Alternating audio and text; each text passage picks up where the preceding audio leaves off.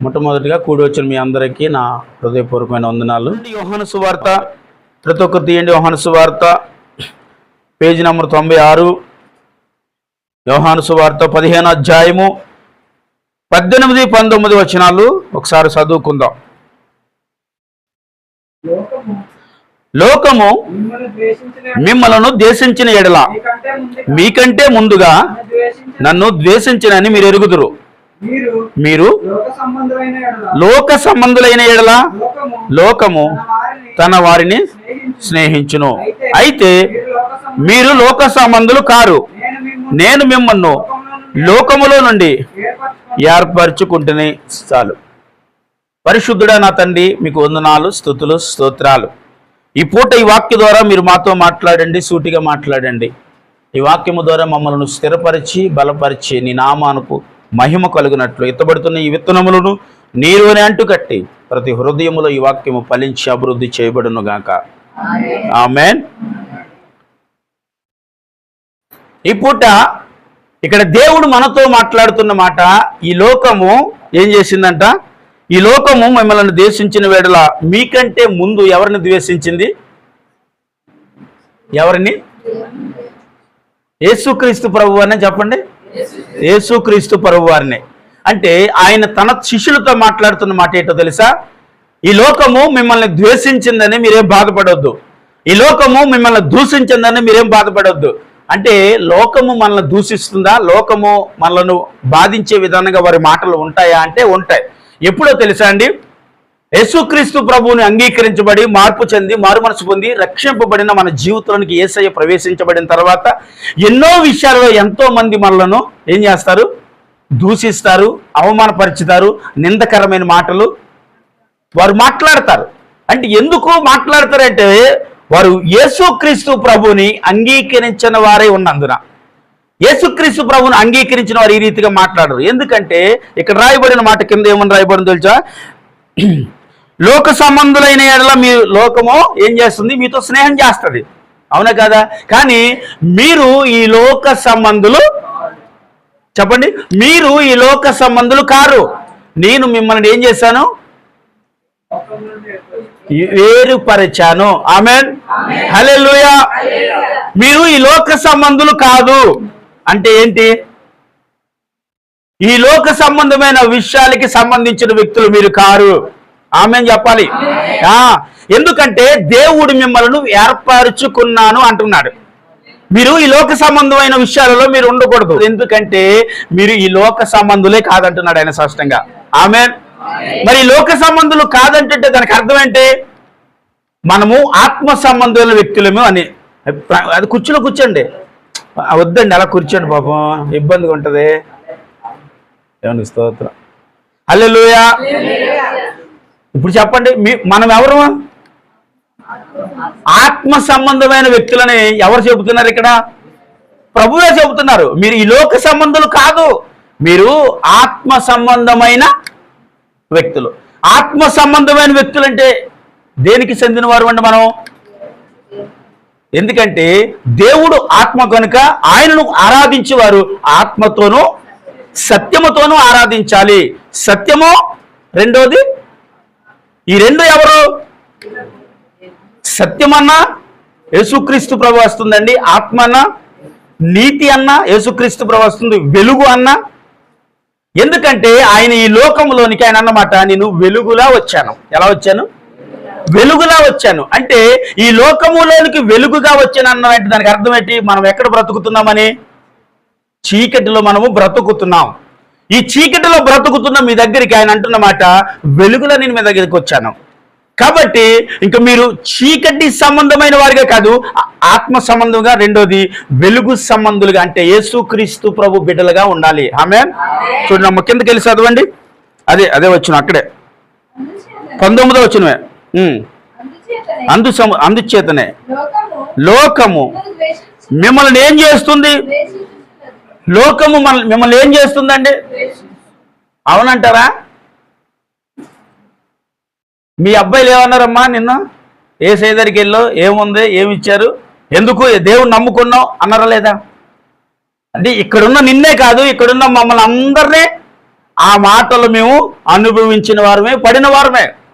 ఈ లోకము మిమ్మల్ని ద్వేషిస్తుంది.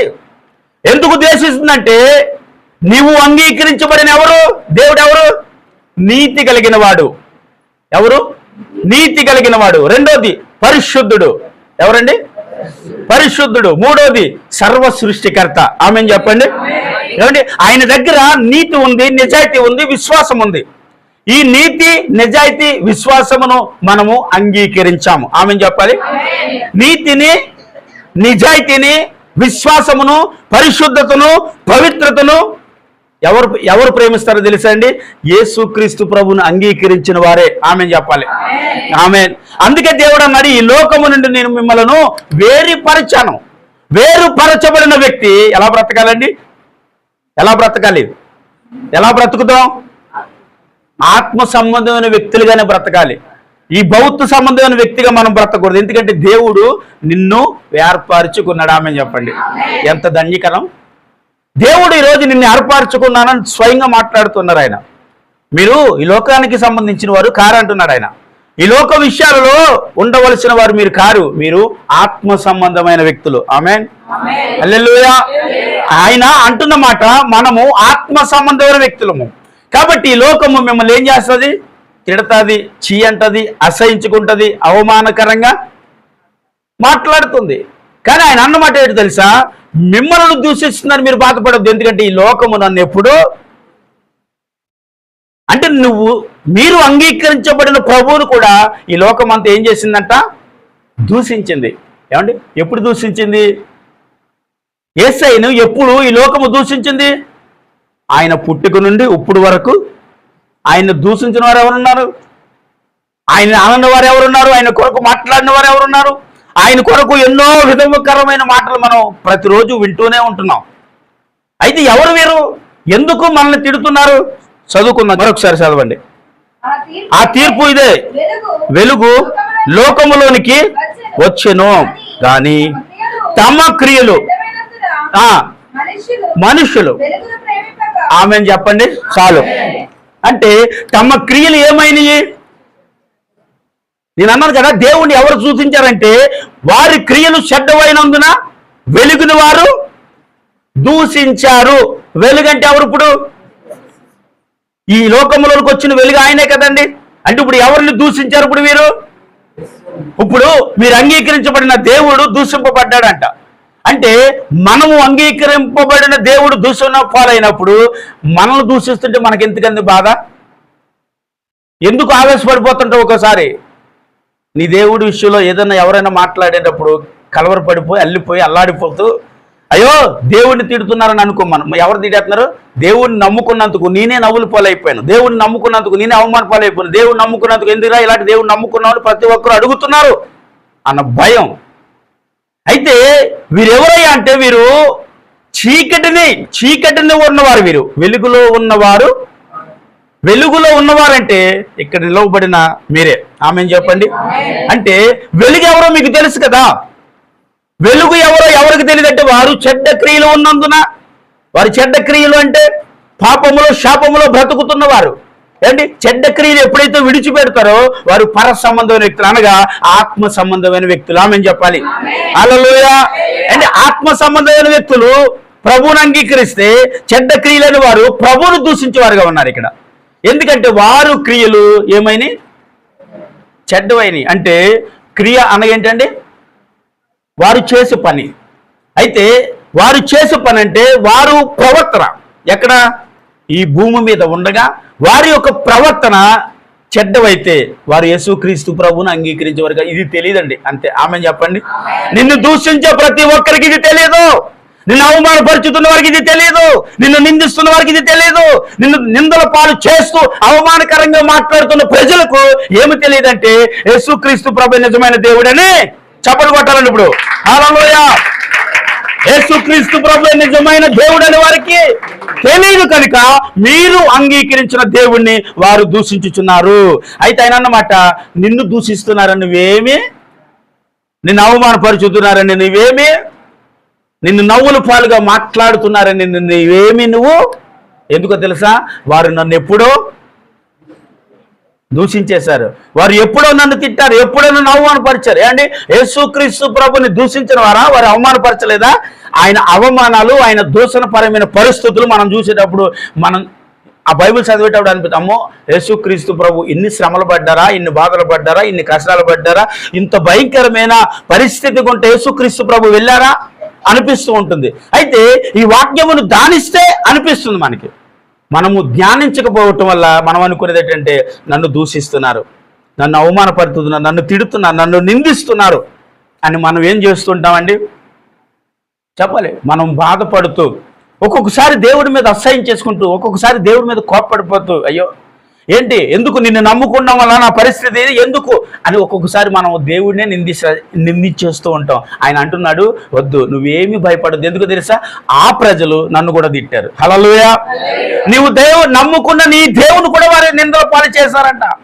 అయితే ఆయన నమ్ముకున్న నిన్ను నన్ను నిందించరంటారా? ఇక్కడ కూర్చుని మీ అందరిలో ఎవరో ఒకరు అనుకుందాం, నీ తల్లి నిన్ను దూషించలేదా, నీ తండ్రి నిన్ను దూషించలేదా, నీ కట్టుకున్న వాళ్ళే దూషించలేదా, నీ కుటుంబంలో నిన్ను ఎవరు దూషించలేదా అన్న వాళ్ళు ఎవరన్నా చెయ్యెత్తగలరా? నేను కూడా ఎత్తలే. ఎందుకంటే నేను యేసుక్రీస్తు ప్రభువుని అంగీకరించినప్పుడే నా తండ్రి నన్ను దూషించాడు, నా బంధువులందరూ దూషించారు, నా స్నేహితులు దూషించారు, అందరూ నన్ను అవమానపరిచారు. చిచ్చి, నిజమైన దాన్ని వదిలేసావు, అబద్ధాన్ని పట్టుకున్నావు అన్నారు. నిజమైన దేవుడు ఎవరో తెలుసుకున్నాము కాబట్టే పట్టుకున్నాం. ఆమేన్ చెప్పండి. సత్యం ఎవరో తెలుసుకున్నాం కాబట్టి పట్టుకున్నామండి. సత్య స్వరూపమైన దేవాది దేవుడు ఎవరో, ఆశ్చర్య కార్యములు చేయవాడు ఎవరో ఎరిగిన వారము కనుక ఆయన మనం పట్టుకున్నాం. ఆమేన్ చెప్పండి. ఈ లోక సంబంధమైన విషయాలు కాదండి, ఆత్మ సంబంధమైన ఒక వ్యక్తి నువ్వు ఆలోచన చేయాలి. ఎందుకంటే నువ్వు అంగీకరించిన దేవుడు సర్వ సృష్టికి సృష్టికర్త ఆయనే. నిన్ను నన్ను సృష్టించిన దేవాది దేవుడు ఆయనే. ఆమేన్, హల్లెలూయా. ఆయనని అంగీకరించబడిన మన జీవితంలో ఈ నిందలు వచ్చినాయి, అవమానాలు వచ్చినాయి, ఎవరో తిట్టారు, మీరేమీ బాధపడని అవసరం లేదు అని వాక్యమే సెలవిస్తుంది. ఎందుకు వారు తిడుతున్నారా అంటే, వారు క్రియలు చెడ్డవైనందున. ఆమేన్, హల్లెలూయా. వారి క్రియలు బాగోలేదండి. ఇప్పటికి కొంతమంది భార్య నమ్ముకుంటే భర్త నమ్ముకోక భార్య నమ్ముకోకుండా ఉన్నవారు కొంతమంది ఉన్నారు. ఇప్పటికీ ఆ భార్యను భర్త తిడతాడు, భర్త భార్యను, భర్తను, వారు ఇంకా ఒకరికొకరు దూషించుకునే వారుగా ఉన్నారు. ఎందుకంటే వారు క్రియలు చెడ్డవైనందున. హల్లెలూయా. ఎవరు క్రియలు చెడ్డవైన అంటే, అందులో తిట్టేవారు క్రియలు, పడేవారు కాదండి, ఆత్మ సంబంధమైన వ్యక్తులు అని చెప్పండి అందరూ. హల్లెలూయా. పడేవారు ఎవరండి? ఈ రోజు యేసుక్రీస్తు ప్రభు ఎంత నిందిస్తున్నా పడేవారు అండి. హల్లెలూయా. ఆయనను తిడుతుంటేనే కాదు, ఈ రోజు మనల్ని తిడుతున్నా, ఈ రోజు ప్రతి విషయంలో తాను తగ్గించుకున్నాడు, హెచ్చించబడతాడు. వాక్యము మనకు తెలుసు కాబట్టి ఎవరు నిన్ను నిందిస్తున్నా నువ్వు ముందుకు వెళ్తా ఉండడం. ఆమేన్ చెప్పండి. హల్లెలూయా. ఎవరు నిన్ను దూషించినా, ఎవరు నిన్ను నీ దేవుడు గొప్పవాడు కాదన్నా, నీకు చేతనైతే నీ దేవుడు గొప్పవాడని ప్రకటించడానికి నిలబడి తప్ప, దేవుని తిట్టాడండి, నన్ను తిట్టేశాడండి కాబట్టి వద్దండి, దేవుడికి దూరం అవుతాను, దేవుడు వదిలేస్తాను, దేవుడు విడిచిపెడతాను అన్న మాట మీ నోట్ల నుండి రాకూడదు. ఎందుకంటే మీరు వెలుగు సంబంధులు ఈరోజు. ఎందుకంటే ఈ లోకము నుండి మిమ్మల్ని దేవుడు అంటున్నాడు వేరపరచబడిన వ్యక్తులు. ఆమేన్, హల్లెలూయా. ఎవరు నిన్ను ఏర్పరచుకున్నారు ఈరోజు? మన ఇంట్లో ఎవరన్నా మన అంటారండి, ఒరే నేను ఏర్పరచుకున్నాను రా, నువ్వు నాకు ఇది చేయి అది చేయని ఎవరన్నా ఎవరన్నారా? మన మీద ఆధారపడి వారు ఉంటారేమో, కానీ మనల్ని ఏ విషయంలోని ఇప్పుడు యేసుక్రీస్తు ప్రభు అలా అనట్లేదు. మనలను ఏర్పరచుకుని నిన్ను ఒక ఘనమైన స్థితిలో నిలవబెట్టాలన్నదే దేవుని ఉద్దేశం. ఆమేన్, హల్లెలూయా. ఆయన చేత ఏర్పరచబడిన వ్యక్తి ఒక ఘనమైన స్థితిలోనే ఉంటాడండి. ఆమేన్. ఎందుకంటే ఆయన చేత పిలువబడిన వ్యక్తులు కాబట్టి. ఆమేన్. ఇక్కడున్న మనందరము ఆయన చేత పిలువబడిన వారమే. ఆయన పిలిస్తే ఆయన స్వరమును విలువ. ఎందుకంటే నా గొర్రెలు ఏంటంటే నా స్వరము. ఎవరు గొర్రెలయ్యాయి? యేసుక్రీస్తు ప్రభు గొర్రెలండి. ఆయన స్వరమును మాత్రమే వింటాయి. ఎవరు పిలిస్తే వారి వయ్యను, ఎవరు మాట్లాడితే అవి వినేవు, ఎవరికి పడితే అవి లోబడిపోవు. ఆయన పిలిస్తేనే భయంకరమైన త్రాగుమోతులు మారలేదా, వ్యభిచారులు మారలేదా, నరహంతకులు మారలేదా, భయంకరమైన ఎలాంటి వ్యక్తులైనా మారలేదండి దేవుని స్వరమేనే. ఎంతో మందిని మనం చూస్తూ ఉంటాం, ఎన్నో సాక్ష్యాలు మనం వింటూ ఉంటాం. అలాంటి సాక్ష్యాలు వినేటప్పుడు అనిపిస్తుంది, అమ్మో దేవుడు చాలా గొప్పవాడండి. ఎందుకంటే ఆ స్వరము ఆ వ్యక్తిని మార్చగలదు. ఆమె నీ స్వరము ఒక వ్యక్తిని మార్చలేదు. నీ మోటివేషన్ ఒక వ్యక్తిని సరిచేయలేదు. నువ్వు ప్రకటించబడిన క్రీస్తు మాత్రమే దానిని సరి చేయగలడు. ఆమేన్. హల్లెలూయా. నిజమండి, మనము లోక సంబంధమైన విషయాలు ఎప్పుడైనా మాట్లాడుతున్నాం అనుకో, ఆ సమయంలో దేవుడు మన మధ్య ఉండడు. ఆత్మ సంబంధమైన తండ్రి కోసం మాట్లాడండి, దేవుని కొరకు ప్రకటించండి, దేవుని కొరకు మాట్లాడి చూడండి, వెంటనే అవతల వ్యక్తికి ఒక మార్పు ప్రకటించబడుతూ ఉంటుంది లోపల. హల్లెలూయా. అంటే వెండిపోతున్న మొక్కకి నీళ్లు పోస్తున్నట్లు ఉంటుంది. వెండిపోతున్న మొక్క దాని దగ్గరికి వెళ్ళి నువ్వు దేవుని కొరకు ఒకవేళ నువ్వు ప్రకటిస్తే అది సిగిరించడం మొదలు పెడుతుంది. ఆమేన్. అంటే ఒక వ్యక్తి చచ్చిపోయేటప్పుడు బ్రతికించిన వ్యక్తిగా నిన్ను దేవుడే చేయగలడు. ఆమేన్ చెప్పండి. ఎందుకంటే దేవుని వాక్యం ఏం చేస్తుందంట? మనలను బ్రతికిస్తుంది. ఆమేన్. నిజమండి, ఈ మాట సత్యము. ఎందుకంటే ఆయన మాట మనలను బ్రతికించగలదు. మీరు అనగలరా? లేదండి, నేను నా వల్ల నేను బ్రతుకుతున్నానని. ఎన్నోసార్లు చచ్చిపోవలసిన నేను రోజు బ్రతకడానికి కారణం ఏంటో తెలుసండి? దేవుని వాక్యమే. ఆమేన్. ఇక్కడ మనకి కూడా అనిపిస్తూ ఉంటుంది ఎన్నోసార్లు చచ్చిపోవాలి, చచ్చిపోతే బాగుండు అని అనిపిస్తుంది. కానీ ఆ సమయంలో దేవుని స్వరమే మనల్ని బ్రతికించిందండి. దేవుని వాక్యమే మనల్ని బ్రతికించింది. ఎందుకంటే నీ వాక్యమే నన్ను బ్రతికించెను, నా బాధలలో నెమ్మదిచ్చెను. దేవుని వాక్యము మనల్ని ఏం చేస్తుందంట? దేవుని వాక్యం బ్రతికించగలదు. అంటే కొంతమంది అంటారు ఆహారం వల్ల నువ్వు బ్రతకలేదు, దేవుడి మాట వలన నువ్వు బ్రతకగలవు. ఆయన అన్నాడు కదా కిందట వారంలో, దేవుడు ఏమన్నాడండి? మనుషులు రొట్టె వలన కాక దేవుడి నోటి నుంచి వచ్చే ప్రతి మాట వలన ఎవరు బ్రతుకుతారు చెప్పండి? వారి క్రియలు చెడ్డవైన వారు బ్రతుకుతారా? వారి క్రియలు మార్చుకుని ప్రభువు నిజమైన దేవుడు యేసుక్రీస్తు ప్రభువును అంగీకరించబడిన వారు బ్రతుకుతారా? నిజమైన దేవుడు యేసుక్రీస్తు ప్రభువే అని ఎవరైతే తన హృదయమును అంగీకరిస్తాడో వాడి మాత్రమే వాక్యమును బట్టి బ్రతుకుతాడండి. చప్పట్లు కొట్టేసేనా మనం మహిమపరచండి. హల్లెలూయా. ఎవరైతే దేవుడు వాక్యమును వింటారో ఆ వాక్యమును విని ఇదే సత్యము, ఆయన వాక్యమును బ్రతికించింది అని నమ్మేవారు వారి క్రియలు వెలుగులో ఉంటాయి. స్తోత్రం. హల్లెలూయా. వారు క్రియలు ఎక్కడున్నాయి అంటే యేసుక్రీస్తు ప్రభు దగ్గరే ఉన్నట్లే. ఆమేన్. హల్లెలూయా. ఎందుకంటే మనల్ని దేవుడు ఏం చేశాను అన్నట్టు తెలుసండి? వేరుపరచాను. చెప్పండి. వేరుపరుచుకున్న వ్యక్తిని చెప్పుకోవాలి. ఎవరు? ఆమేన్. హల్లెలూయా. ఈ రోజు మీకు తెలియాలి, దేవుడి చేత నేను వేర్పరచబడిన వ్యక్తికి. కాబట్టి ఈ లోకానికి నేనేమవును? సెల్యూట్ చేయను. ఈ లోకముల విషయాలకి నేను లోబడను. ఈ లోక సంబంధమైన విషయాలలో నేను భయపడనని చెప్పండి. హల్లెలూయా. ఏది నిన్ను భయపడడానికి వీరలేదు. ఎందుకంటే ఒకటి నిన్ను భయపెడుతుంది అంటే అదేంటది? మనం దేనికి భయపడతామండి? చీకటికే కదా భయపడతాం. అమ్మా, చీకటికి భయపడతాం. వెలుగు భయపడతావా? కరెంటు పోయింది వెంటనే ఏమవుతాం? భయం వేస్తుంది. వెలుగులో ఉంటే ఎప్పుడు నీకు భయం వేస్తుందా? చీకటి అనగా నేను అంటాను సాతానుడు. ఆమేన్.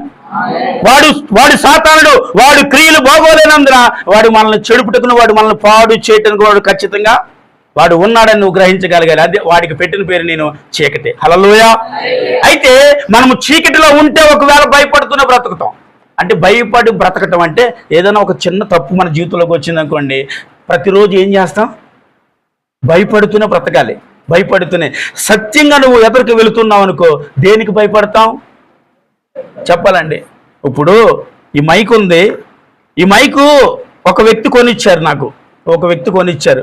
ఇప్పుడు ఇది నేనే కొన్నాను అన్నాను అనుకోండి, ఇది నేనే కొన్నాను అనడానికి మరి నేను ఒక్కడే అబద్ధం చెప్తే సరిపోదు, నా ఫ్యామిలీ మొత్తం అబద్ధం చెప్పాలి ఇక్కడ. అవునండి? ఇది నేనే కొన్నానని నువ్వు చెప్పని నా భార్యతో చెప్పాలి, ఇది నేనే కొన్నానని నువ్వు చెప్పని నా బిడ్డలతో. అవునా కాదా అండి? సత్యాన్ని మాట్లాడాలనుకోండి, ఇది పలానా వ్యక్తి కొన్నారు, ఇంక అందరి నోటి నుంచి వచ్చే మాట అదేగా. అవునంటారా కాదా?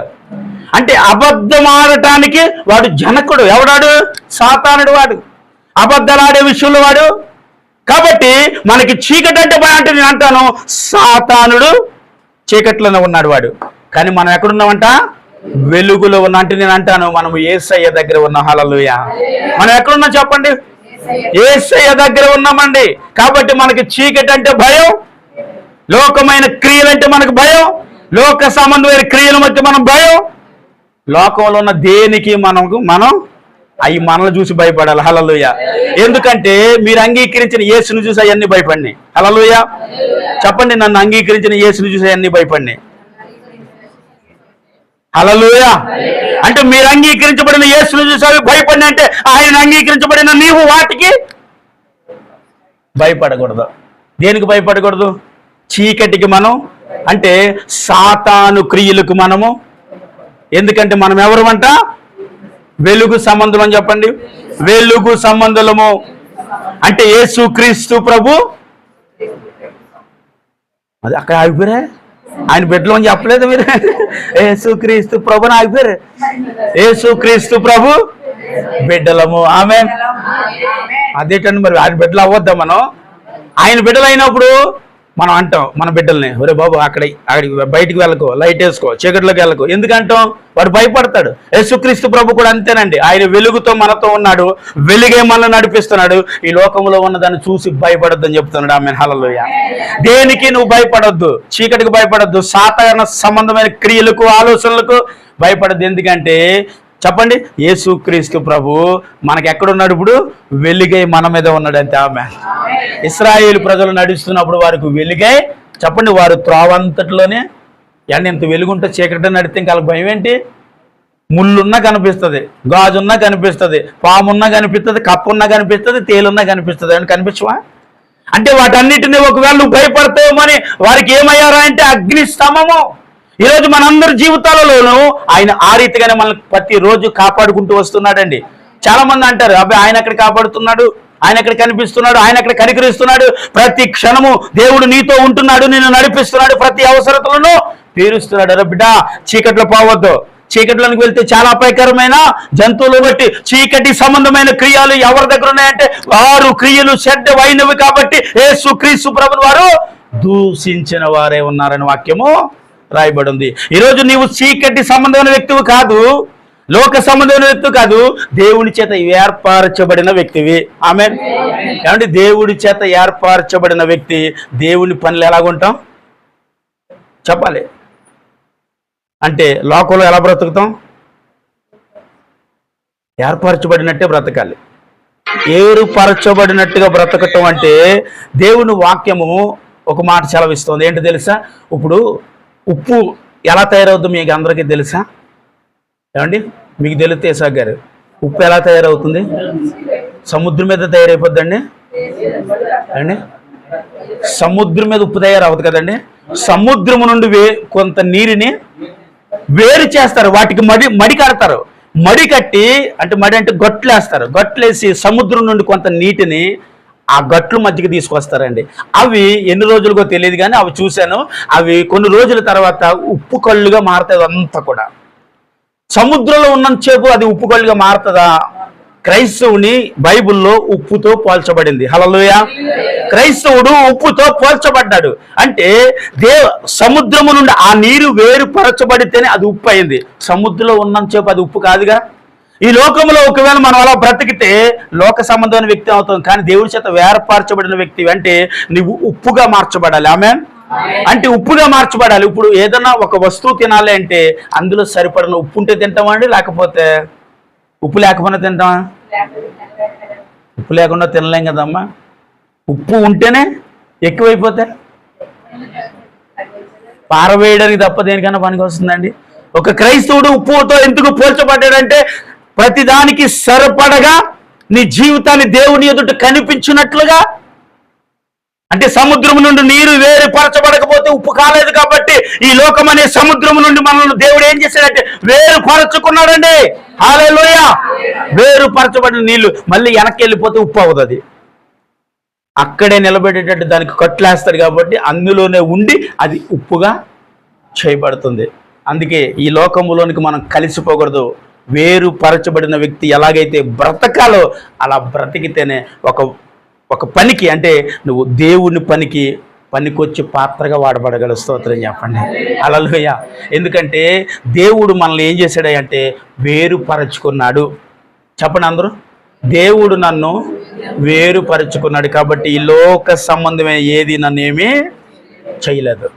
ఈ లోకంలో ఉన్నది ఏది నిన్ను ఏమీ చేయలేదండి. ఎందుకంటే దేవుని అనే వెలుగు మీతో ఉంది. ఆమె చెప్పండి. మీరు వెలుగులో ప్రకాశించుచున్నారు. ఏమండి, కొందరు ఎలాగంట ఆకాశములో నక్షత్రముల వలె ప్రకాశించుచున్నారు. ఎవరంటే ఎందరైతే దేవుని వైపు వారిని తిప్పుతారో వారు. యేసుక్రీస్తు ప్రభు ఈరోజు మనందరిని ఆ రీతిగానే తిప్పారు. మనందరిని ఏం చేశారయ్యా అంటే లోకము నుండి తన వైపుకి ఏం చేశారంట, ఒక పని అప్పగించబడిన తర్వాత అది మనం ప్రాణం పోయే వరకు ఆ పని చేయాలి. తన తండ్రి తన బిడ్డతో మాట చెప్తాడు. లైట్ హౌస్ తెలుసండి మనకి. లైట్ హౌస్ మనందరికీ తెలుసు. అది తెలియని వ్యక్తి ఎవరు ఉంటారు అంటే ఎప్పుడో కొన్ని వందల సంవత్సరాలు ఒక లైట్ హౌస్ ఎక్కడ ఉంటుందంటే సముద్రము ఒడ్డున ఉంటాయి. అంటే లైట్ హౌస్ వైపు ప్రయాణం చేయవారు, సముద్రాల మీద ప్రయాణం చేసేవారు లైట్ హౌస్ను చూసి వారి మార్గాన్ని తెలుసుకుని వస్తారు. లేకపోతే ఆ సముద్రం మీద ప్రయాణం చేసే వారికి ఎక్కడికి వెళ్ళాలో గమ్యము తెలియదు. వారికి గమ్యము తెలియాలంటే లైట్ హౌసే గుర్తు. ప్రతి సముద్రంలో అంటే కాకినాడ, వైజాగ్ ఇలాంటి ప్రతి ప్రాంతంలో ముఖ్యమైన ప్రాంతాల్లో ఆ లైట్ హౌస్ అంటే ఎక్కడికైతే బోట్లు వచ్చే ప్రాంతం ఉంటుందో అక్కడే ఆ లైట్ హౌస్ పెడతాడు. అటు సైడ్ వెళ్ళే ప్రతి ప్రయాణికుడు ఆ లైట్ చూసి ఏం చేస్తాడండి, ఆ బోటుని ఆ లైట్ వైపు తిప్పి వారు వస్తేనే గమ్యానికి చేర్చబడతారు. తన కొడుకుతో అన్నాడు, చాలా భయంకరమైన గాలి తుఫాను వస్తూ ఉంది అంటే ఇప్పుడేంటో లైట్స్ వచ్చినాయండి. అప్పుడు ఏముండేవంట, లాంతర్స్ ఉండే పెద్ద వాటిని వెలిగించి చూపిస్తూ ఉండాలి సముద్రం వైపు. తన కొడుకుని అన్నాడంట, నేను కిందకు వెళ్తున్నాను, చాలా భయంకర తుఫాను వస్తుంది, ఆ తుఫాన్లో మళ్ళీ మన ఇద్దరం కూడా మునిగిపోయే అవకాశం ఉంది, నేను కింద ఉండి నేను చూస్తూ ఉంటాను, నీళ్లు పైకి రాకుండా నువ్వు లైట్ని జాగ్రత్తగా చూసుకుంటున్నాను, చాలా భయంకర గాలి తుఫాను వస్తున్నప్పుడు తన కొడుకుతో చెప్పి ఆయన కింద వెళ్ళి అది చూసుకుంటున్నాడు. ఆ కొడుకు అది పట్టుకుని అలా చూపిస్తున్న లైట్స్. తన తండ్రి చెప్పిన మాట గుర్తుంది. ఏంటో తెలుసా, అరే లైట్ ఆరిపోయినా లైట్ నువ్వు వదిలేసినా ఏంటి, సముద్రం మీద ప్రయాణం చేసేవారు అంతా కూడా చనిపోతారు ఈ గాలి తుఫాన్లో, గమ్యం తెలియక వారు వెళ్ళిపోతారు. ఇటువైపు రావాలి అంటే ఆ లైట్ చూపించాలంటే తన కొడుకు ఆ లైట్ పట్టుకునంట ఆ భయంకరం గాలి కొడుతున్న తుఫాను, ఆ భయంకరమైన ఆ పరిస్థితులకు వెళ్ళిపోతున్నా సరే ఆ లైట్ పట్టుకునే ఉదయం తగ్గే వరకు అలా పట్టుకుని అలా చనిపోయేలా ఉన్నాడంటండి. అంటే తన తండ్రి చెప్పిన మాట, ఒకవేళ నువ్వు చచ్చిపోయినా పర్లేదు కానీ నీ వల్ల కొంతమంది చచ్చిపోకూడదన్న మాట తన కొడుకు గుర్తుంది. కాబట్టి ఆ లైట్ పట్టుకుని ఏం చేశాడంట, చచ్చిపోయినా సరే ఆ లైట్ పట్టుకుని అలా చచ్చిపోయేలా ఉండిపోయాడంట. తన తండ్రి చూసి ఉదయాన్నే ఏడుస్తున్నాడు. కానీ ఏడ్చేటప్పుడు అది ఆనందంతో ఏడ్చాడు. నువ్వు చచ్చిపోయినా కానీ కొంతమందిని నువ్వు గమ్యానికి చేర్చావు. హల్లెలూయా. నా యేసుక్రీస్తు ప్రభు కూడా అంతే. ఆయన చనిపోయాడు, ఆయన వైపు చూసిన ప్రతి ఒక్కరూ యేసుక్రీస్తు వైపు తిరిగారండి. ఈరోజు ఆయన లోకానికి వెలుగు అంటే ఆయన ఒక లైట్ హౌస్. సముద్రంలో ప్రయాణం చేస్తున్న మనందరము, సముద్రం అంటే లోకం అన్నాను కదా, సముద్రంలో ప్రయాణం చేయబడుతున్న మనందరూ జీవితాలు ఎవరైతే ఆ లైట్ హౌస్ చూసి ప్రయాణం చేస్తారో అలాగే క్రీస్తు వైపు చూసి ప్రయాణం చేస్తే ఆ సముద్రంలో కలిసిపోవు, సముద్రంలో చనిపోవు, మనకి గమ్యానికి చేర్చబడే మార్గం, ఆ గమ్యమే పరలోక సంబంధమైన క్రీస్తు. చప్పట్లు కొట్టాలి అందరూ కూడా. హల్లెలూయా. ఆ వెలుగు ఎవరు, ఆ దీపం ఎవరండి ఇప్పుడు చెప్పాలి, యేసుక్రీస్తు ప్రభువే. హల్లెలూయా. ఆ వెలుగు వైపు చూసిన వారు మాత్రమే రక్షింపబడతారు, లేకపోతే ఏమవుతారు, నశించి. ఈరోజు క్రీస్తు వైపు చూసిన మనందరము రక్షింపబడిన వారమే. అవునంటారా కాదా? రక్షింపబడిన వారండి. లోకములో ఆ ప్రయాణాలు చేస్తున్న మిమ్మల్ని అందరికీ ఆ లైట్ ఫోకస్ వల్లనే ఈరోజు ఈ స్థలములోనికి చేర్చబడ్డారు. ఈ స్థలం ఏంటంట, దేవుని ఆత్మ సంబంధమైన స్థలము, దేవుని పరలోకానికి చేర్చు స్థలం ఇది. ఆమేన్. హల్లెలూయా. అందును బట్టి మన జీవితాల్ని దేవుడు లోకము నుంచి వేరు పరచుకున్నాడు. ఆమేన్ చెప్పండి. సమయం ఎక్కువ లేదు, ఇది ఇంకా వాక్యం ఉంది చెబుతాను, మరి తర్వాత మళ్ళీ విందాం. మనకి ప్రార్థనకి సమయం కావాలి కాబట్టి అందరూ ఇంకా ఈ వాక్యాన్ని మనం చేస్తున్నాను. మోకరించండి, చిన్న ప్రార్థన చేసుకుందాం. చిన్న ప్రార్థన చేసి తర్వాత వ్యక్తిగతంగా కొన్ని అవసరాలను బట్టి మనం ప్రార్థన చేయాలి.